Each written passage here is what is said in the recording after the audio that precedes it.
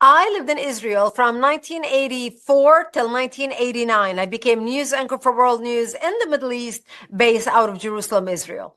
Wow. And so prior to going to Israel, because yes, of course, there's a lot of anti-Semitism that comes from the Islamic community, but in all fairness, we also know that many Christian Arabs don't hold the most warm feelings towards the Jews. So as you made your way to Israel, were you inculcated with some of those nasty feelings about the Jews and then were surprised by it? Or in your own upbringing, you had never experienced the typical Jew hatred that you see in the Middle East?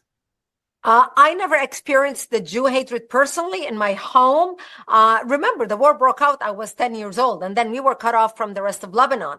So my parents never really hated anybody. They were church going, they always, you hear it on the news, Lebanese news, Israel, which is the name of Satan.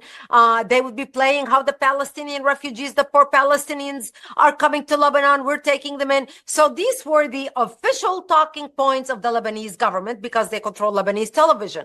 But in my home, I never heard anything like that.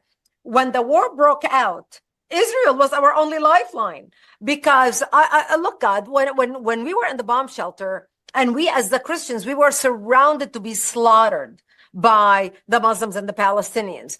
And I remember one night, I think I was around 13 years old, one of our militiamen stopped by and he said, Bridgette, I just want you to know that we are surrounded to be slaughtered tonight. We heard a lot of chatter on the radio, and I don't think we're going to last because we lost a lot of men. We don't have enough to defend the town. And he said, if I don't see you tomorrow, I wish you a merciful death. And he gave me a hug and left. Wow. And I remember at the age of 13, dressing in my Sunday best, my Easter dress, because I wanted to look pretty when I am dead, knowing that when they come to slaughter me, there would be no one to bury me. And I remember begging my mother, I don't want to die. I'm only 13 years old. Please do something.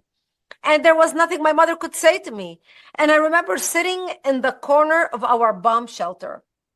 And my father opened up the Bible and started reading from Psalms. I shall walk into the valley of death and fear no evil, for thou art with me. And my parents said to me, when they come to slaughter us tonight, we will create a distraction. We just want you to run towards the Israeli border and don't look back.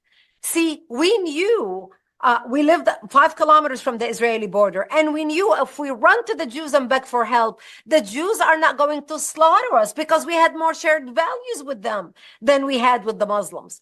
And thank God I didn't have to make that decision that night, because that's the night when Israel came in physically into Lebanon in 1978 and set up artillery bases around the hills surrounding our town to protect us and created the security zone. And that's how we lived until 1984, when Israel invaded Lebanon, working with the Christians, trying to help the Christians take back their democracy and kick out the radical Islamic element that had taken control of the country at that time. Because by the time Israel entered Lebanon in 1982, we had 11 Islamic terrorist organizations operating out of Lebanon, including the PLO. So while I was growing up in the bomb shelter as a teenager, my only knowledge of the world of any friend we ever had or anybody that cared about us was Israel, not Lebanon.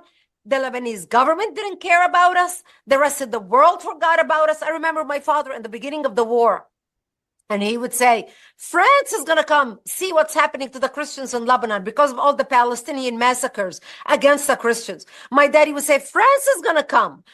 And nobody came. America's going to come. Canada's going to come. Australia's going to come.